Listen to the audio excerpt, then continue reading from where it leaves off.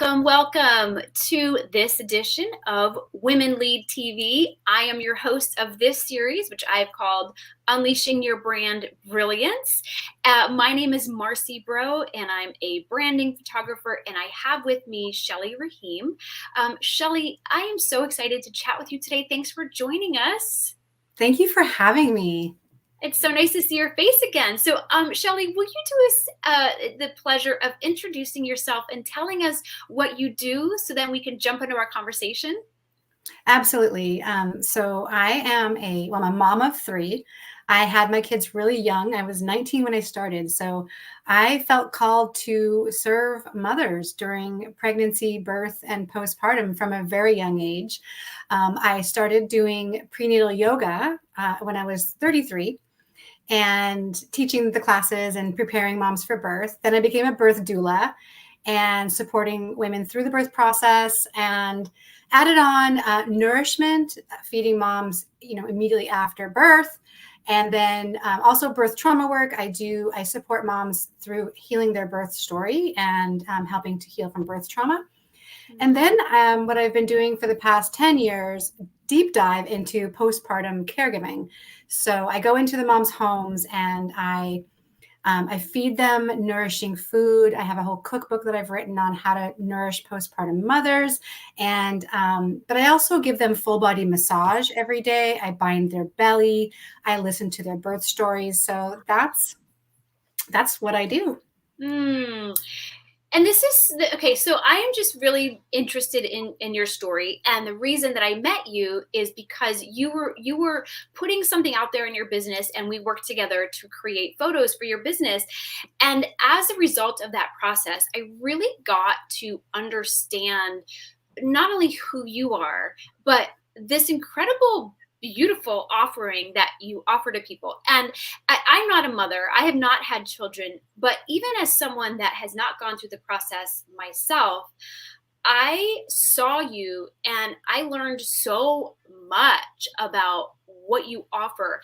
Can you tell us a little bit about your mother-in-law and what you saw in the U.S. or American sort of society versus what you learned from your mother-in-law as far as postpartum caregiving?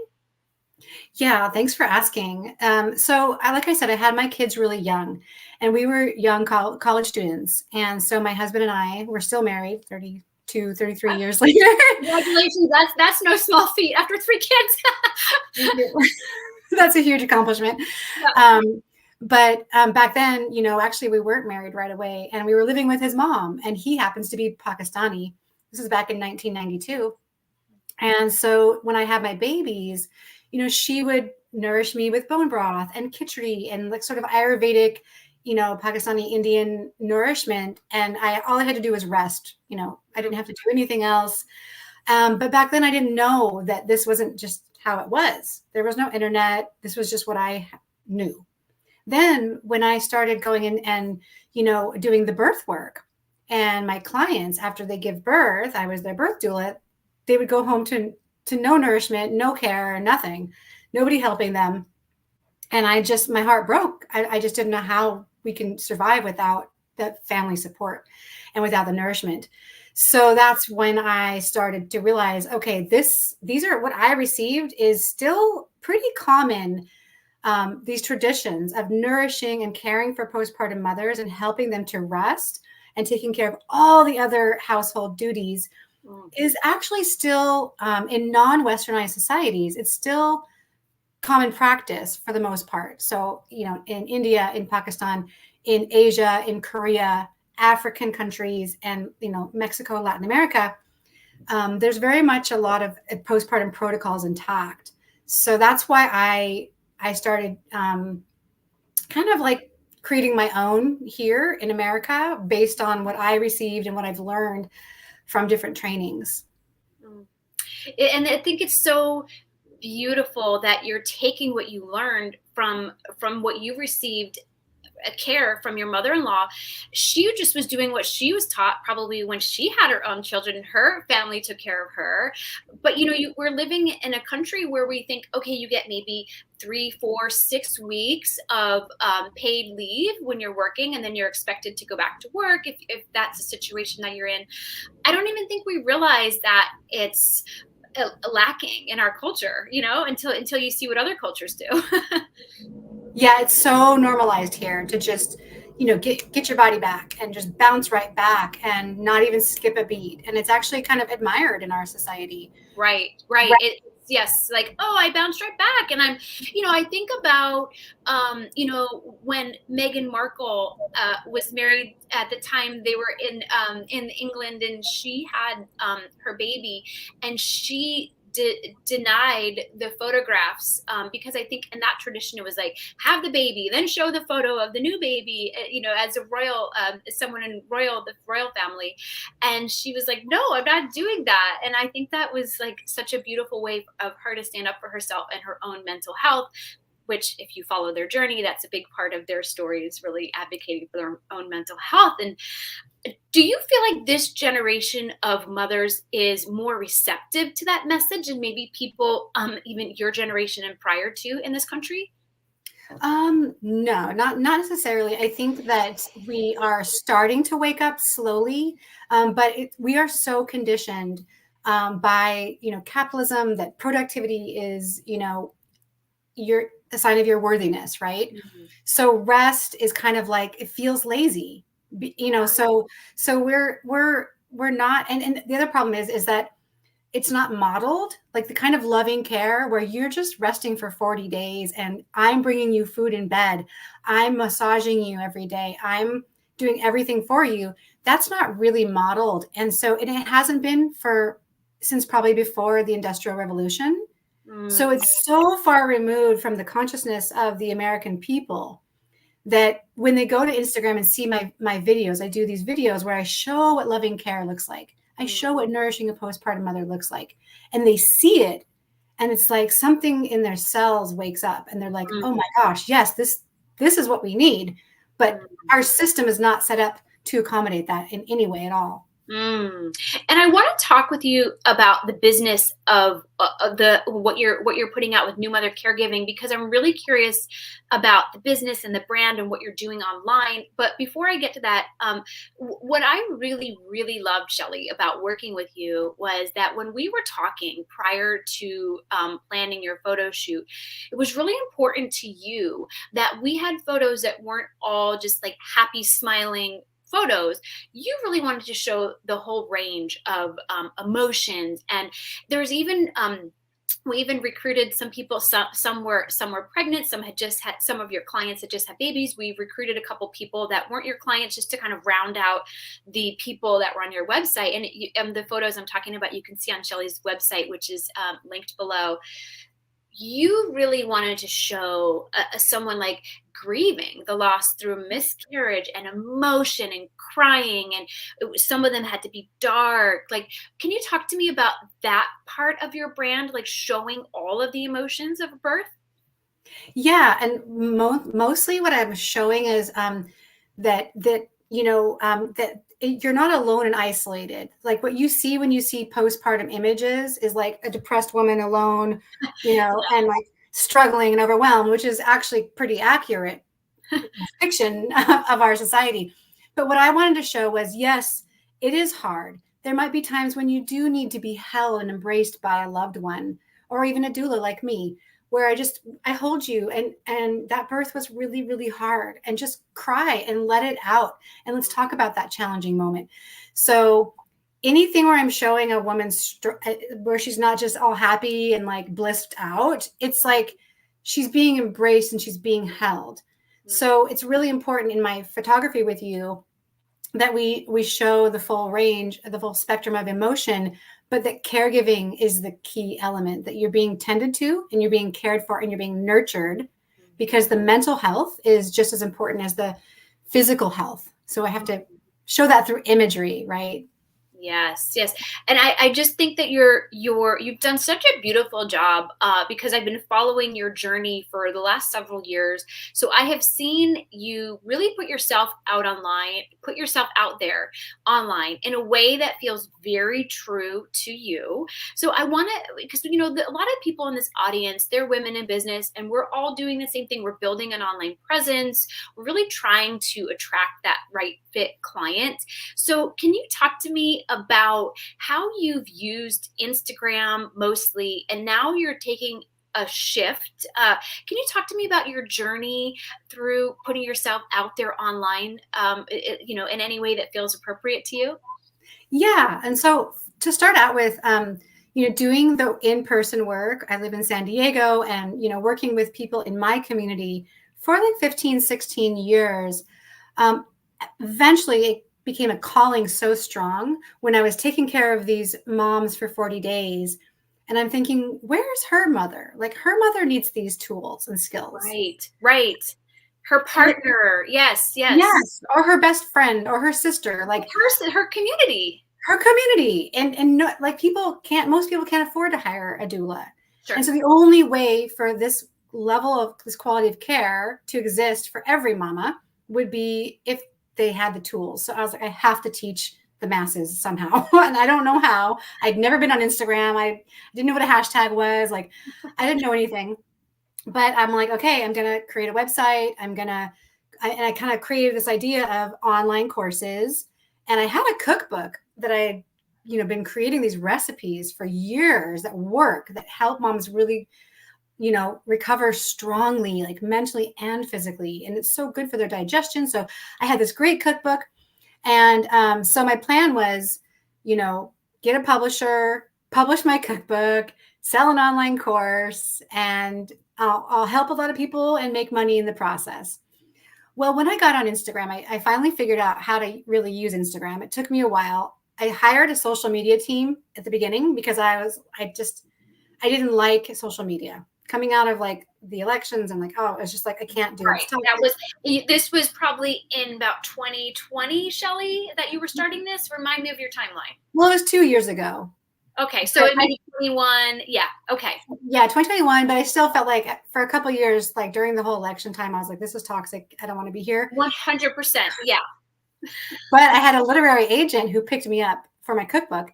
And she's like, Shelley, I'm only going to take you if you get on Instagram because all the moms are on Instagram. How are you going to sell this cookbook if you do get a publisher, right? So I'm like, okay, but I hired somebody. I hired like a little team of young women who know with social media, but it wasn't me. So I gave them all my content, and I had like 1,200 followers the first 9-10 months. But then I was like, you know what? I gotta get out there, and I gotta embrace all the other women like me that are trying to do this kind of work. I gotta embrace the mamas. So I just put myself out there and spread my message. And my Instagram following went from 1,200 to now 113,000 in a year and a half. Whoa, that's incredible. Okay, and what I've noticed just by observing you, because I'm following you on Instagram, was all of a sudden there was a lot more you on there. Yeah. You were showing up, you were speaking directly to the camera, you were showing yourself doing all this. And so don't you think that's what people want, is to know you? And they don't want this this recipe of what works on Instagram.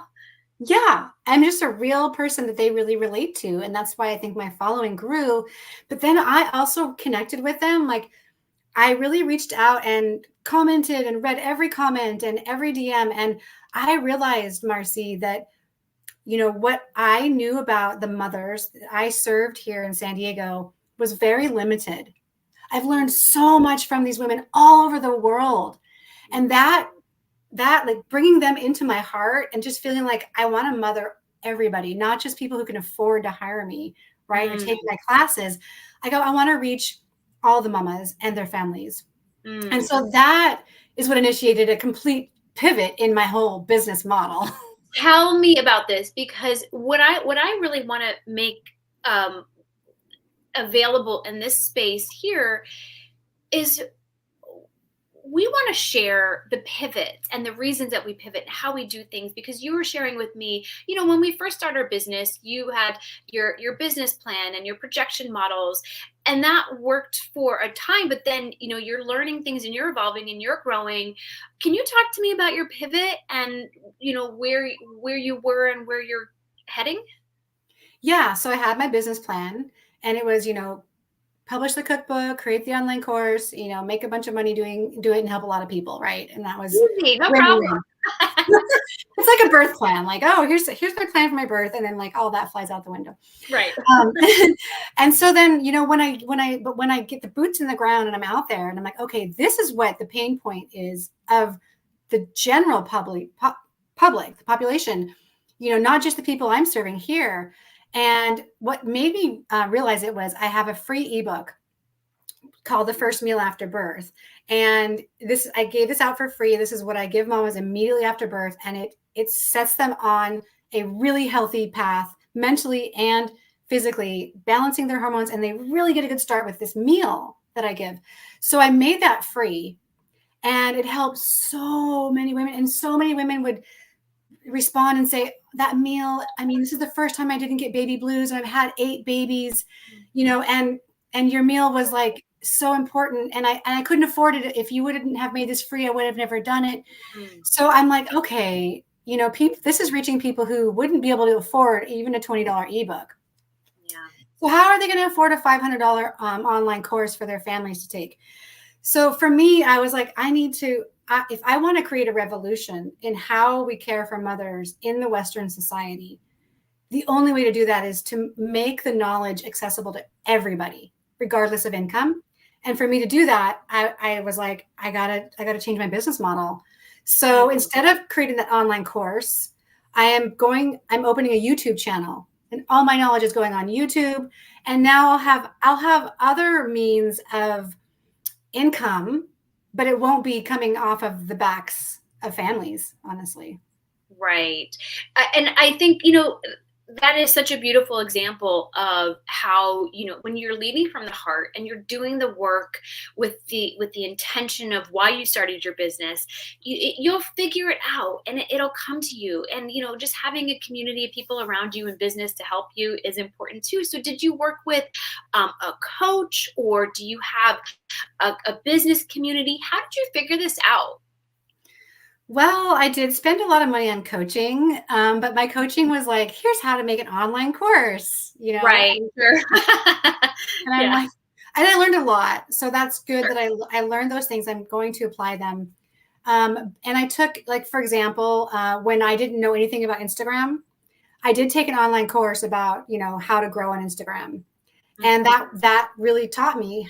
So I did teach myself all these things along the way through various online courses, a little bit of coaching here and there, but mostly, like you said, like really just figuring things out and then listening to my heart and let my heart guide me. And, the money I have been making some money from my ebooks that I'm selling, enough to kind of keep going.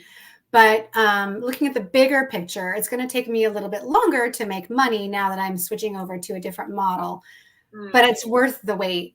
It's definitely worth the wait. And just thank you for the reminder that being in business is hard. It looks so easy when you're out there looking at other people that are putting themselves out there online. It's so tempting to say, well, she's got it figured out. Or, hey, that looks so easy. I'm going to quit my 9 to 5 and start a business without a safety net. Thank you for the reminder. And I'm constantly having to remind myself of this as well, is it's not easy. But when you're doing it with the right intention, you're doing it with the heart in place, that makes the not easy times worth it. And it gives you the motivation to keep going and to keep figuring it out, because my Lord, it's hard to do what we're doing. And I just think more people should be talking about the bumps in the flow and the ups and the downs and everything. But let me shift gears for just a second. How was it for you to put yourself out there online? You're on video a lot, and I think you're doing a beautiful job with it. But what has that been like for you to put yourself out there? Was it easy and natural? Did you have to learn? Like, tell me the behind the scenes there. Oh my gosh, I'll tell you a funny story. So like I said, when I stopped using the social media team and I'm like, I got to do this myself, I just was watching other, reels, like, how do you do this? Okay, I guess you just like lip sync and do a little dance or whatnot. Yeah. So the first couple I did a reel, where the sound, the audio was no, no, no, no, and then the last one was yes. Hmm. So I thought, oh, that's kind of cute. So then I said, my whole thing was, what should you bring to a postpartum mother? What foods should you bring? So I'm standing there like this. I'm going, no. And I'm smacking away the word lasagna. No. Salad. No. Like these things that you would think are kind of like good for moms, Nourishing, yeah. but they're actually not the best food. But my attitude was like, meh. I was just doing what other people do. Like, oh, it's like Sure. what it is. No, no, no. And I'm like, yes, bone broth and homemade chicken noodle soup or whatever. Um, well, I got so much hate. That thing went viral, but the comments were like, "Give her what she wants.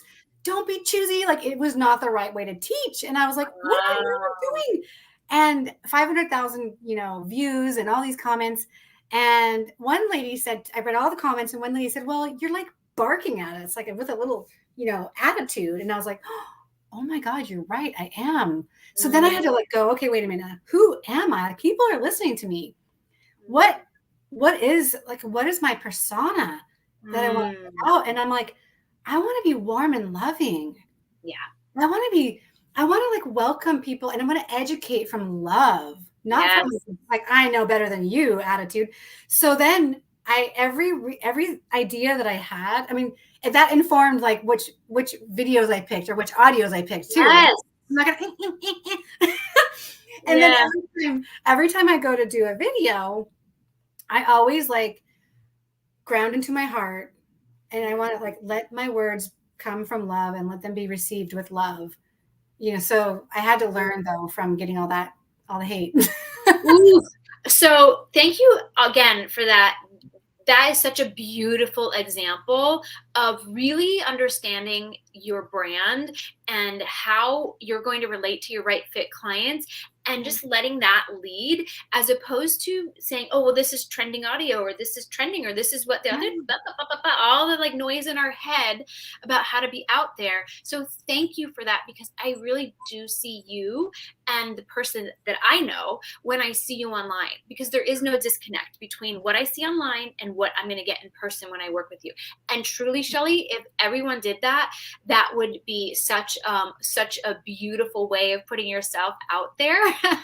Because you when I see you, I see you're obviously nurturing and loving, but you're firm, and you have an opinion.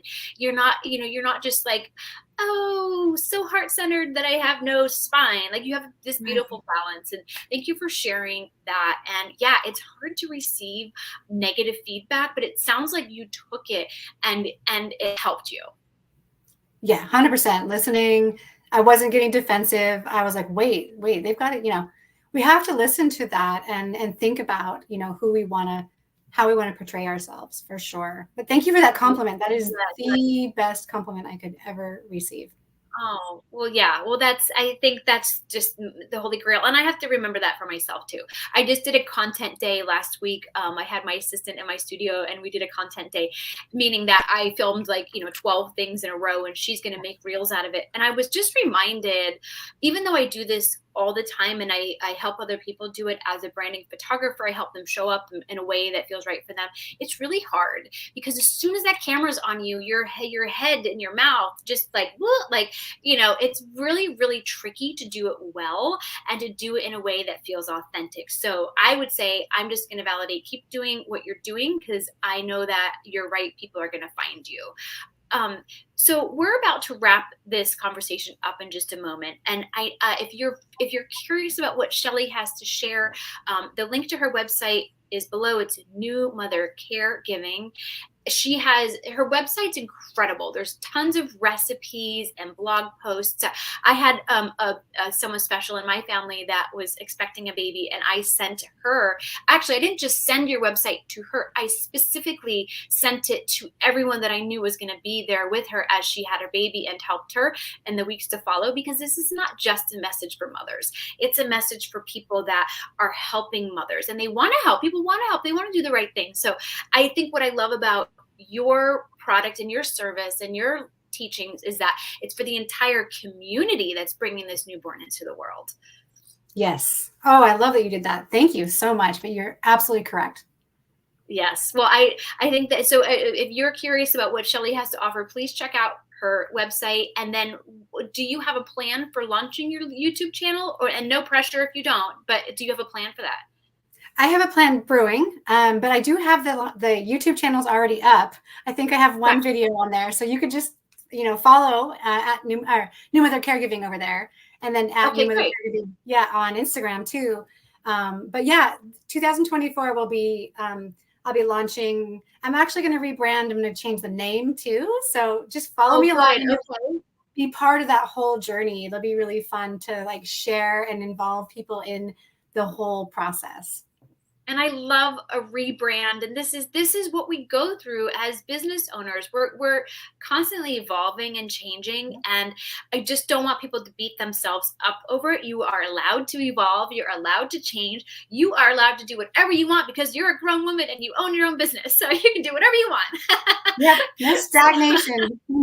When you feel like it's time to change. Yeah, exactly. No stagnation. Shelly, thank you so much for being here. I really appreciate you, and I honor the work you're doing. Thank you so much for putting your special gift into the world. And I hope if this conversation was exciting to people that are have a new mom in their life, please give Shelly a follow. And if you don't have anyone in your life, just follow Shelly and see how she puts herself out there. And hopefully that's an inspiration for you as you're putting yourself out there too. Shelly, have a beautiful day. Thank you so much for being here. Thank you so much for having me. And thank you for being part of my journey of kicking off New Mother Caregiving with the amazing photos that we did. My pleasure. Thank you. Bye.